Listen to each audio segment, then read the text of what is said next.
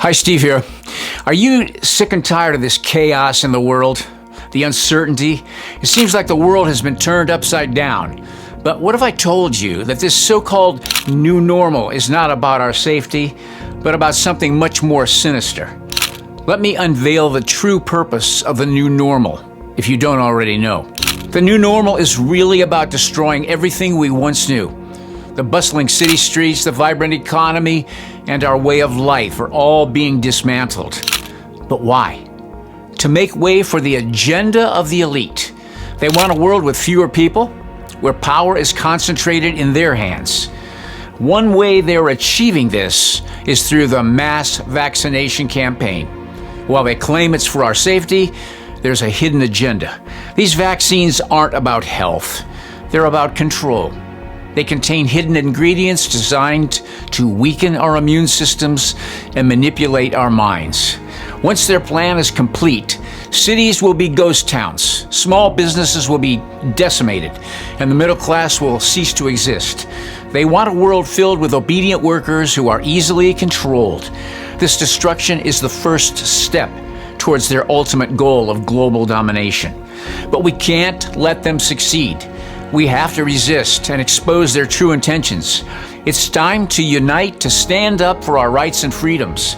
Together we can create a new normal that isn't about destruction and control, but about empowerment and individual sovereignty. We need to rebuild our communities, support local businesses, and educate ourselves about the real agenda behind the new normal. Together, we can reclaim our future and ensure that it's built upon principles of freedom, transparency, and justice. Digital IDs linked to a social credit score, a massive database, and a programmable centralized digital currency could be a reality by 2030. According to the UN's Agenda 2030, providing a legal identity for all and a digital public infrastructure is essential to achieve peace, inclusivity, and justice. And to that end, the United Nations, the Bill and Melinda Gates Foundation, and partners of the Rockefeller Foundation have recently launched their 50 in 5 campaign to accelerate digital public infrastructure.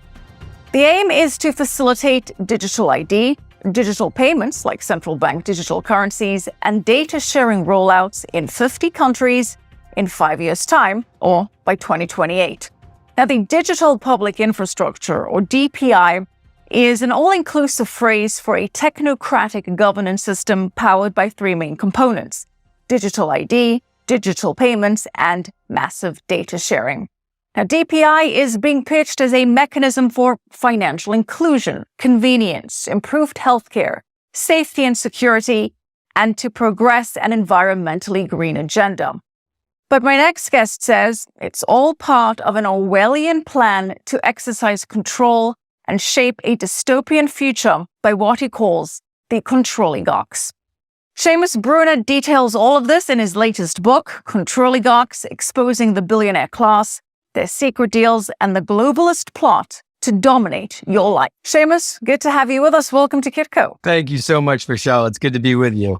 All right. Well, I read the book cover to cover, and there is a lot of ground in there, a lot of insight and tremendous background on everything from the Rockefellers to Klaus Schwab to BlackRock to Jeff Bezos, George Soros, Mark Zuckerberg, and to Bill Gates. And there's a lot of focus on Bill Gates specifically in the book and how digital IDs linked to a social credit score and a programmable digital currency, along with fake meat and a gradual takeover of America's farmland, are next on that particular controligarchs agenda. And we want to focus on that and dive deep into that, particularly the digital ID angle here. But before we do, Seamus, give us the overview. Who and what are the controligarchs? Sure. So the controligarchs are very simply the oligarchs who want to control your life. It's not every billionaire. We don't have a problem with capitalism or making money. We applaud making money in legal and fair ways.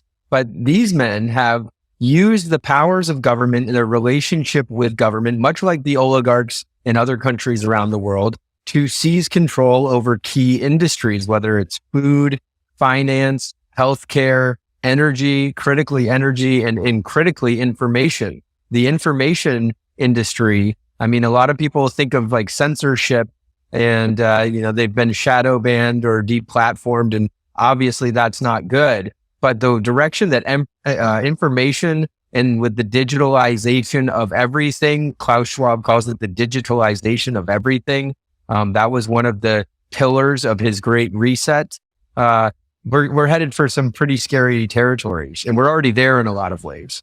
Right. And you mentioned Klaus Schwab, and he's a big part of the book. It discusses the Great Reset, the World Economic Forum, and Klaus Schwab. And much of this vision seems to be coming from him and his "you will owe nothing and be happy" philosophy. So why don't we start off with giving us a little bit of background on Klaus Schwab? Who is he and what does he want, Seamus? Sure. So Klaus Schwab, he's this academic type, sort of a nerdy guy who's an engineer. He studied in Switzerland, and then he came over to the United States. He went to Harvard and studied under his mentor, Henry Kissinger, who, as most people have heard of Henry Kissinger, is like the globalist's godfather. And so once he learns from Henry Kissinger, he goes back across the pond and sets up this World Economic Forum in Davos. It was previously called the European Management Symposium, which is a little nerdier than the World Economic Forum. But the World Economic Forum, it started with just $6,000 in seed money, and it has ballooned into this $300 million plus per year cash generator for Klaus Schwab and his cronies. Now, the collective market cap of just the top 25 members of the World Economic Forum is well over $10 trillion. I mean, it's an unfathomable sum.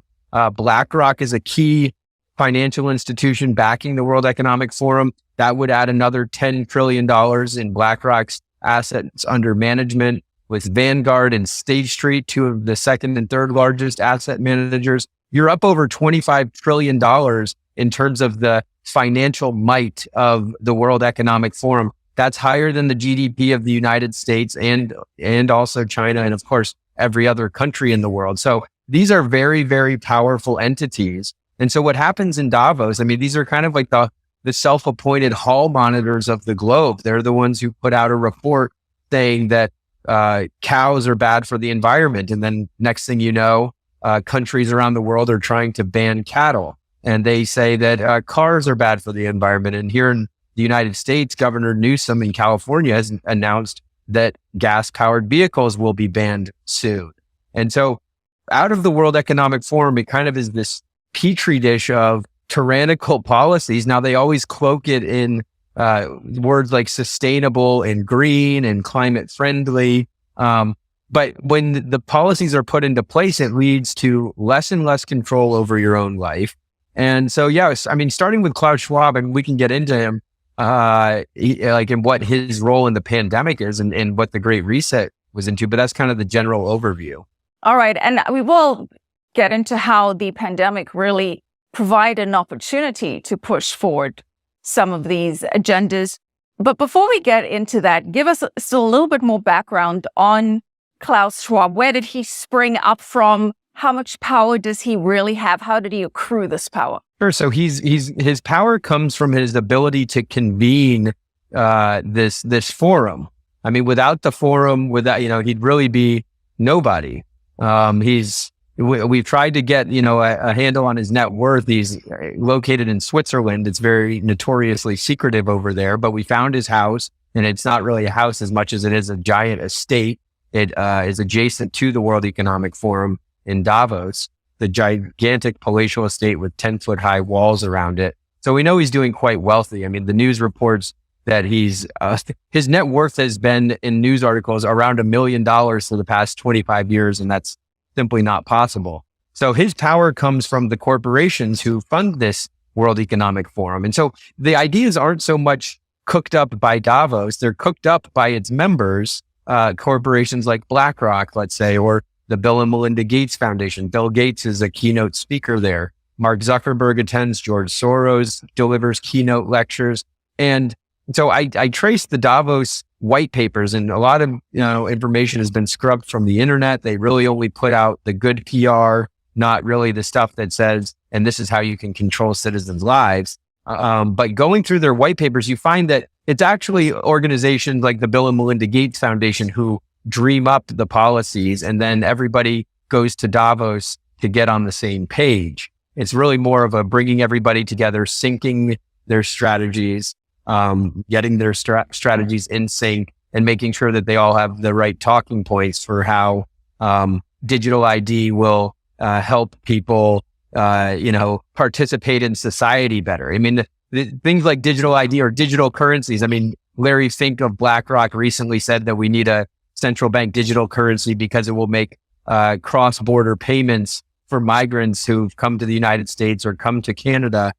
They'll be able to send that money back home easier. So that's why we need a digital ID. And you're kind of thinking, that, well, that doesn't sound so appealing, but... Well, no, there are lots of things about a central bank digital currency that are very unappealing, and we've detailed them extensively here on Kitco News, and we'll get into that. You did mention something about how the World Economic Forum has scrubbed the internet of its agenda, but it's actually quite interesting to note that they were quite open with what they intend to do. I mean, there have been YouTube videos rather posted on YouTube that were presented at the World Economic Forum, where they lay out quite clearly what they're looking at doing and how potential crises from a pandemic to a massive cyber attack could be instrumental in setting forward that agenda and how we need to prepare for these crises. So talk us through a little bit of some of the information that the World Economic Forum has practically put out there for everyone, and then subsequently retracted it recently. Yeah, certainly. So they aren't very private at all about their plans. I mean, they put it out there. They do a good job of cloaking it in.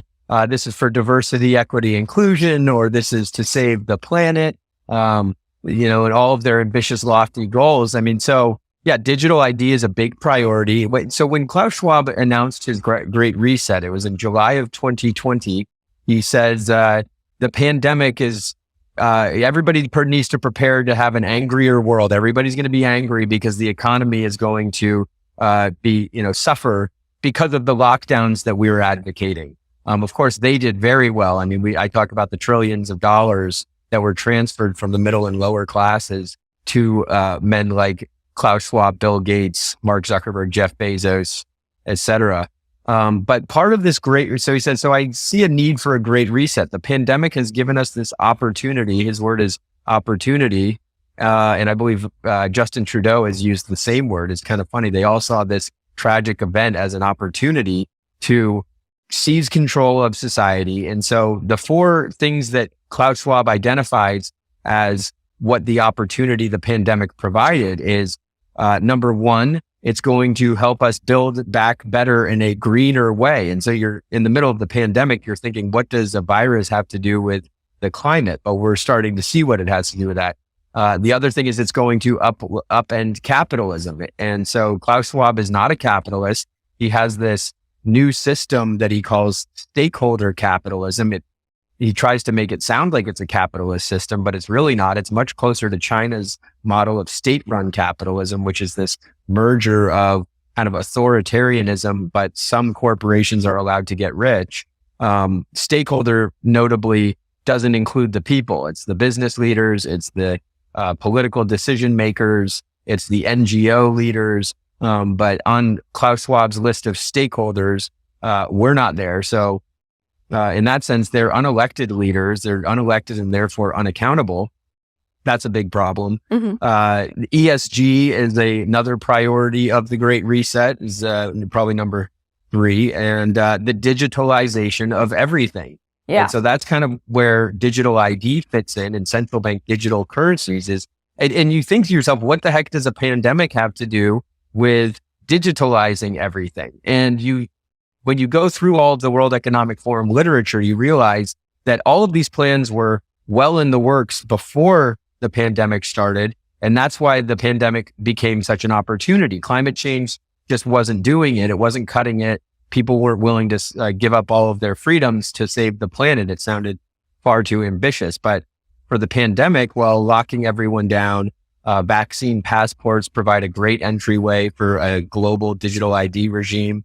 And so that's a little bit more about Klaus Schwab. Right. And you do break, again, all of this down in the book in tremendous detail over there. I want to read a quick excerpt from the book where you write, COVID presented great opportunities. Schwab identified at least 5 major opportunities that COVID presented. First, the world could redefine the social contract to be more inclusive. Second, the pandemic could be used to decarbonize the economy. Third, everything that can be digitalized must be digitalized under something that Schwab termed the fourth industrial revolution. And companies could use the pandemic to rethink their profit motive and transition to a new system called the stakeholder capitalism, which we just broke down for us. And of course, the Great Reset also meant more global cooperation or global governance. One of the things that is key to the implementation of this, as you highlight in the book, is the Young Leaders Forum, the World Economic Young Leaders Forum, and they're amongst the most powerful people in the world. Facebook's Mark Zuckerberg, Palantir's Peter Thiel. That was quite surprising to me that Peter Thiel, the co-founder of PayPal, was a young leader.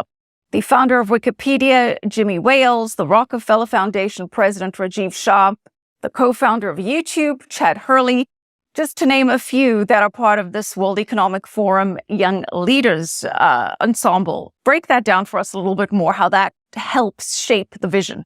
Certainly. So the World Economic Forum is a powerful organization. And if they tap you to be a member of their Young Global Leaders Club, the YGL club, a lot of people will take them up on it. It will advance your career. But it really shows that the alliance to the globalist vision starts at a young age. I mean, some of these people were not very powerful when they were named to a young global leader.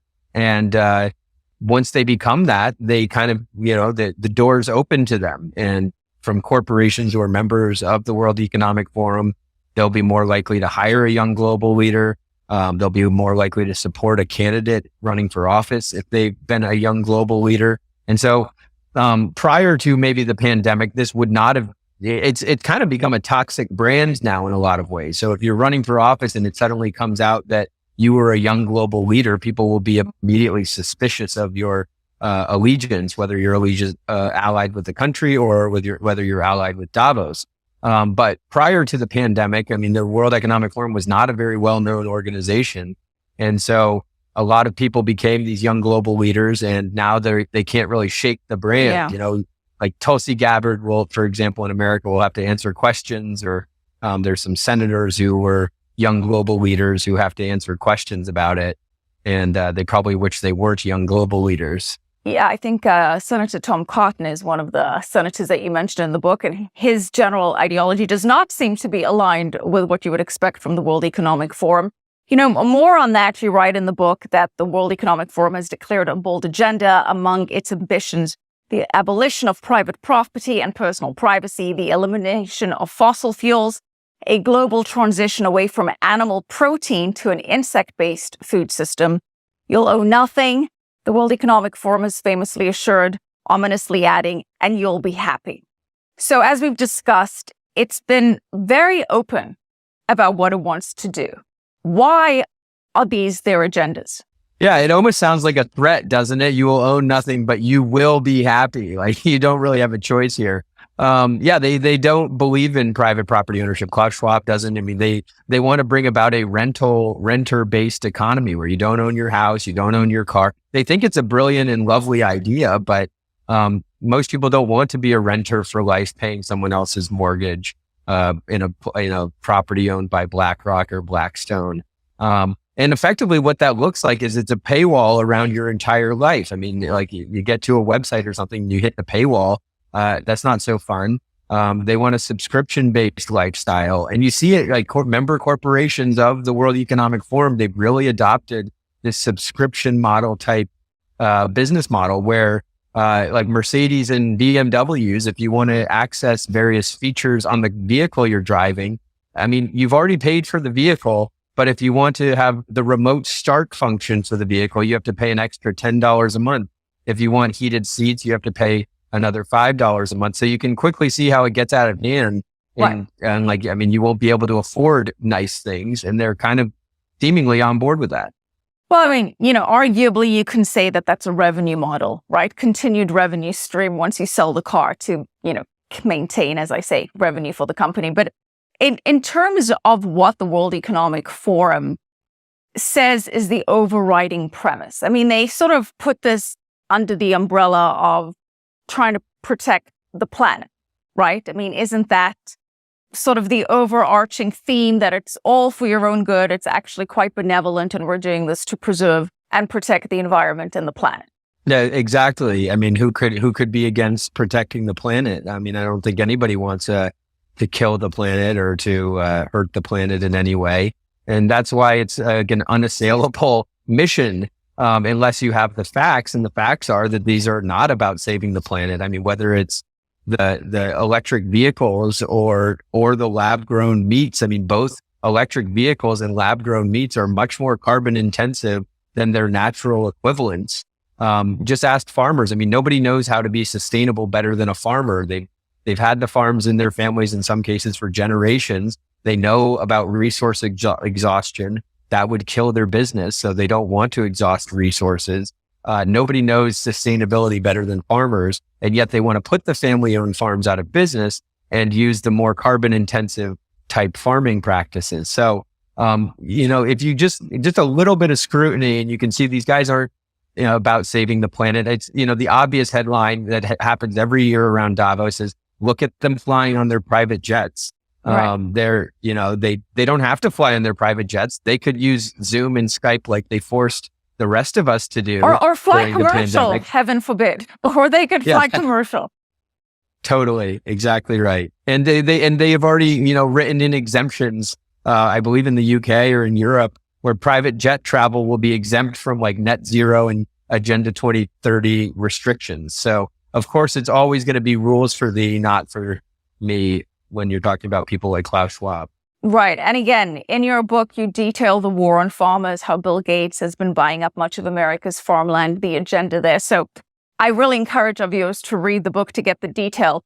But I bring it back to digital IDs and the DPI system, because it seems to be such a central key to implementing much of this agenda in terms of the control that you can exercise once you have a digital ID linked to a digital central bank currency. So help us understand what this universal or digital ID entails. What does it look like? What kind of information would be in it? How would it function within the broader system? Sure. So Bill Gates has been talking about digital ID for over 10 years. I mean, as cell phones and smartphones were kind of getting launched in the mid and late 2000s, he was saying cell phones are going to be great because you're going to be able to store all of your vaccination records on them. You're going to be able to store your medical records on them. You're going to be able to link all of the information about yourself on one device. So that's kind of when he first starts talking about digital ID, is when smartphones were coming online. And since then, I mean, there's been a huge initiative called the ID 2020. It's funded by major corporations, not just Bill Gates, but Mark Zuckerberg and Google and basically all of the big tech companies, BlackRock. George Soros' Open Society Institutes is behind it. The idea behind a digital ID is that essentially it can be a social credit score. I mean, if you're too polluting, I mean, there's credit card companies right now that track your carbon purchases, and if you spend too much money on fuel or carbon based type products, your credit score goes down.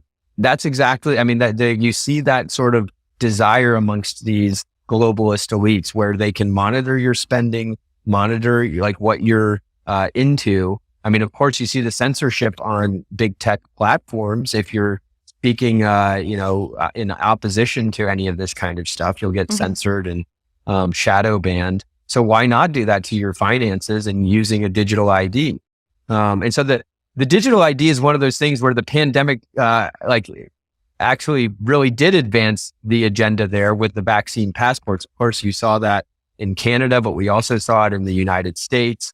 In cities like New York, you couldn't get into a restaurant if you didn't have the Excelsior pass. Hawaii required a safe travels pass. And then in Europe, they had, the green pass in certain countries. And so that would really did a huge step forward on digital ID. But now vaccine passports aren't necessary. We don't have lockdowns. So they're advancing digital ID for a number of other reasons. Sam Altman, the OpenAI ex-CEO, now CEO again of the company behind ChatGPT, he's closely aligned with Microsoft and working on artificial intelligence. What does that have to do with digital ID? Sam Altman will tell you, because artificial intelligence is poised to put a large number of people out of work, he says that, people losing their jobs, and he says, count on it. It's going to happen. It's not like conspiracy theory. It's much different than the computer revolution. It's this fourth industrial revolution that Klaus Schwab talks about. That's going to lead to job losses. And then when you don't have a job, you're going to need a universal basic income. Mm-hmm. And so the UBI, so when you hear people talk about UBI, I mean, there will be growing calls for it as people lose their jobs. You can kind of see videos both in the US and Canada, people, they're sitting in their car and kind of like crying. It's tragic about how they can't afford rent. They can't afford insurance. They're working 2 jobs. Universal basic income will be very appealing to a lot of people. It already is. And how are you going to get your UBI? Through your digital ID. So Sam Altman funded this World Coin where they scan your iris and they associate it with your digital ID. And that's why people will probably end up begging for digital ID so that they can get their UBI. Right. And that's the way to, get the public in. You promise them a universal basic income. They have to download the digital ID. They have to receive it through the central bank digital currency. And then they become super dependent on the system. And, cat is out of the box and it's too late to put it back in. You did mention that in New York, you needed a digital ID. Just to clarify on that, you could get away with physical paper showing that you were vaccinated, but you did have to show your papers every time you got into a restaurant. But I get the broader point that certainly the pandemic was a way to push the idea of a digital ID under the guise, it's so much more easy if you just have this app on your phone. And it certainly took off in Canada. And Canada, you write in your book, did the world a favor when it revealed the relationship between digital ID and digital currency. You write in the book, Canadians rose in protest of the vaccine mandates and digital identification, which was some of the most restrictive in the world. The Canadian Freedom Convoy was an organized effort to protest these new mandates. The Trudeau government saw the danger of letting the truckers and other dissidents rise up, and it cracked down with an iron fist. And when Canadian authorities froze the financial assets of the convoy protesters in Ottawa, they also froze the assets of convoy supporters who may not have even attended the protests. And more shocking, the Trudeau government did this by invoking never-before-used emergency powers. The Canadian finance minister, a World Economic Forum acolyte, as you mentioned, Chrystia Freeland, took immediate steps to cut off the truckers and other protesters from the digital financial system. You also go on to illustrate how even supposedly independent companies like GoFundMe put up very little resistance and cut people off the system, just canceling them straight out of the financial system. Now, of course, this is so much easier to do, Seamus, and it's so much easier to crush dissent and to disincentivize any bad behavior when you have a digital ID linked to a central bank digital currency. So expand on the idea of why this link is so dangerous. Yeah, exactly. And so even with the paper you saw, like when you had to show your passport, you were denied service. I mean, we've now experienced, many of us have experienced scenarios in which you're denied service and denied access. And you've also, you see on social media companies, when you're censored and shadow banned, you see these kind of totalitarian impulses. When you have to show an ID in order to do something, except vote, actually, hilariously, in the United States in a lot of places. But when you have to show an ID to access regular goods and services, and when that is essentially stored by the type of people we're talking about here, they can totally cut you out and make you a second-class citizen. And all over the world, I mean, China's got the social credit score in place right now. You can see people are denied services, or not allowed to do certain things based on their credit score. The people in this book like that system. They're big fans of that kind of power. And so it's not really conspiracy theory. It's happening in a lot of places. It happened during the pandemic. And if you're opposed to it, maybe you're not going to have much longer to be opposed to it once they start rolling it out and you can't access certain things without the thing. That's why a lot of people got the vaccines, even if they didn't want to get the vaccines, is because you weren't allowed to either have a job or you weren't allowed to, go to a restaurant even, or go to an event. So, they make it essential to be able to function in society. You would just effectively cut off from society if you didn't go along with it. And as we say, when we link a digital ID to a central bank digital currency, that just makes it so much easier for the powers that be to regulate behavior. And we say it's obviously not a conspiracy theory. It's very much an agenda that's tremendously ahead, in fact. I mean, as we discussed at the top of the show, that the UN and the Bill and Melinda Gates Foundation have been actively pushing this forward. There's one deadline of 2030 for everyone, but that deadline of 2028 for 50 countries to make significant steps in the next 5 years.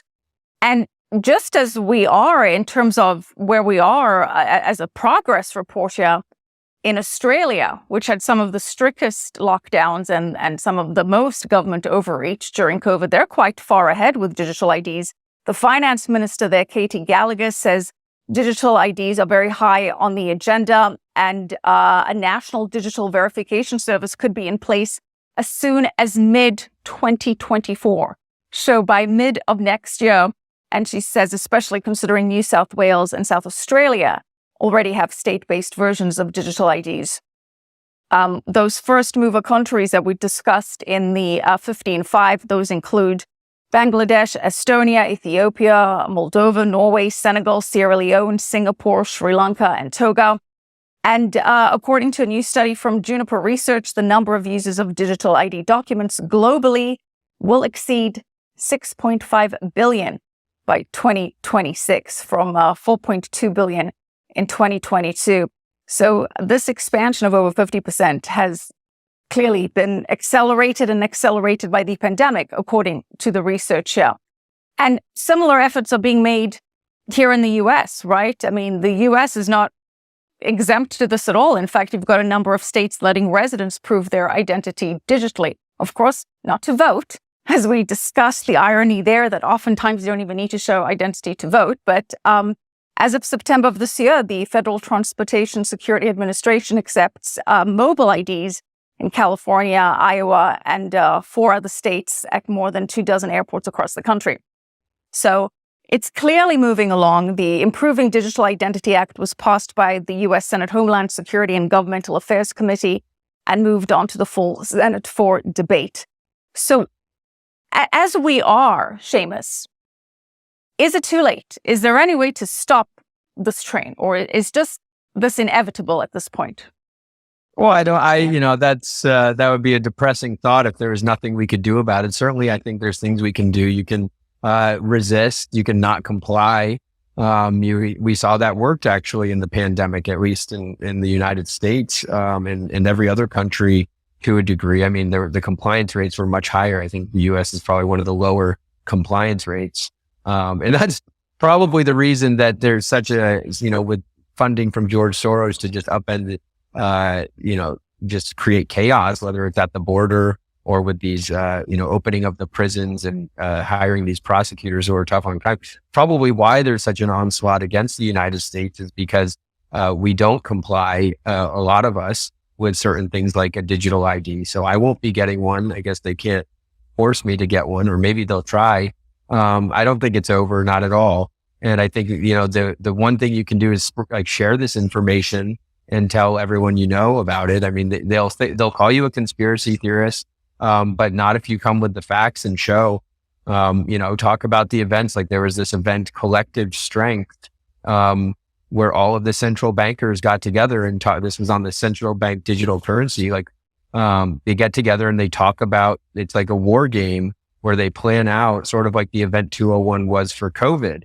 And, they run these scenarios of why do we need total control over the global financial system, something that CBDC could provide, is because dissidents are going to cause a run on the banks. And so this is one of the things that, like, a big threat of CBDC is it's not just financially canceling you or debanking you. It can debank your business, and all of your relatives. It could debank you and everybody who you know who went to certain political protests, like January 6th, for example. They were working very closely with the banks to identify the attendees of January 6th. What if they just froze all of their assets? I mean, you can see any number of ways that they would really like to have this power.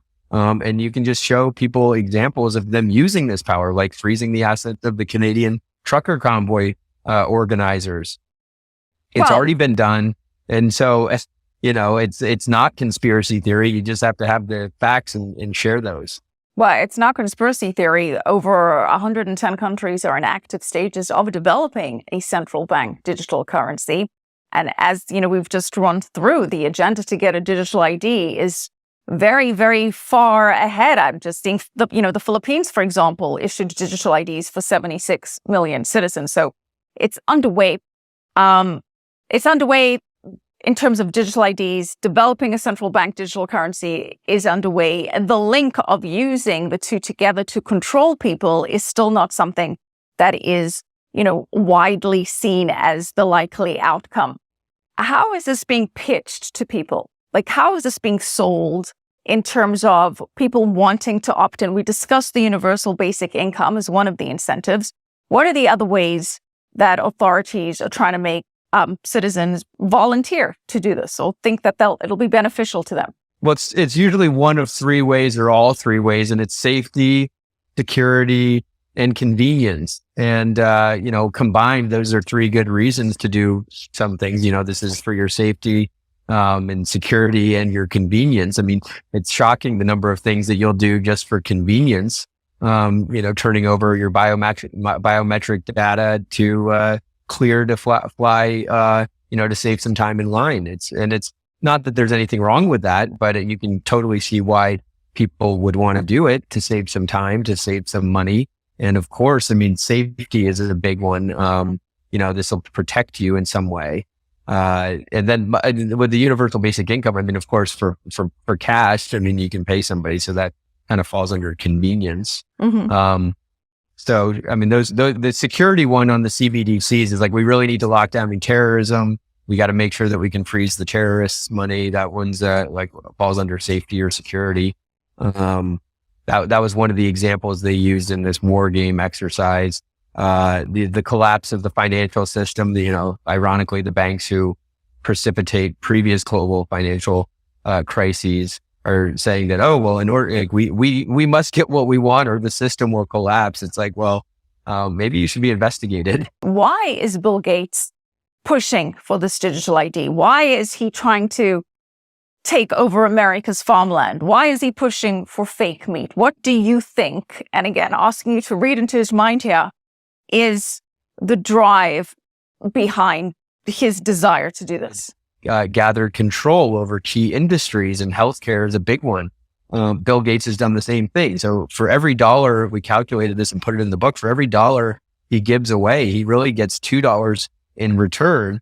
And it's by funding, white papers that say that climate change is going to, that cows are going to, create more global warming. And that's why we need alternative proteins, and same thing with the energy. So, the simplest explanation is it's about money, but controlling industries leads to a lot of money.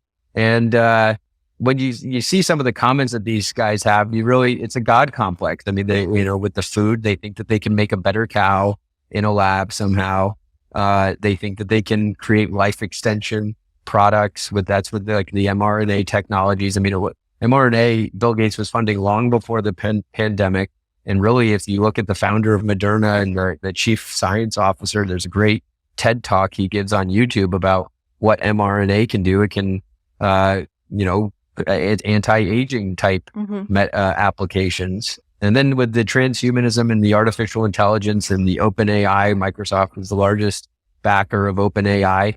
That's also sort of having to do with life extension and merging man with machine. It's really sort of dystopian stuff. And you always thought of it as far off in the future, the singularity. I mean, the singularity, if those who haven't heard of it, is when man and machine merge. It was set to be 2050, according to Google's Ray Kurzweil, but it's been bumped up to 2040, and it's probably going to happen in most of our lifetimes. I mean, what that exactly means, we don't know, but Right. it doesn't look good except for people like Bill Gates. Yeah, again, the book highlights a lot of threats in a dystopian future, as you put it, but backs it up with tremendous research, and it doesn't seem that far off at all. Now, we've just discussed how a digital ID is happening. Whether we like it or not, it is happening in the EU, it's happening around the world, it's happening in the US already to some degree. And we've discussed how a digital ID linked to a central bank digital currency is probably the next step. And a central bank digital currency and a digital ID linked to a social credit score is a way to, control behavior. Thank you for watching this video. If you found this information eye-opening, please subscribe to our channel to stay informed and be part of the resistance. Together, we can unveil the hidden agenda behind the new normal and fight for a future that we deserve. If you don't know Jesus Christ and you've never put your faith in Him, and I'm not talking about religion, this is a personal relationship with the living God, made possible only through faith in Jesus Christ, the Lord of Lords and King of Kings. If you would like to make that decision today, I leave a link in the description box below. Go down there, click on that link. It'll take you to a page that will help lead you in a simple prayer. And if you believe it in your heart, repent of your sin, turn to God, and He will save you. And you will be ready so that no matter what happens in this world, you're ready to enter eternity with Him. Think about it.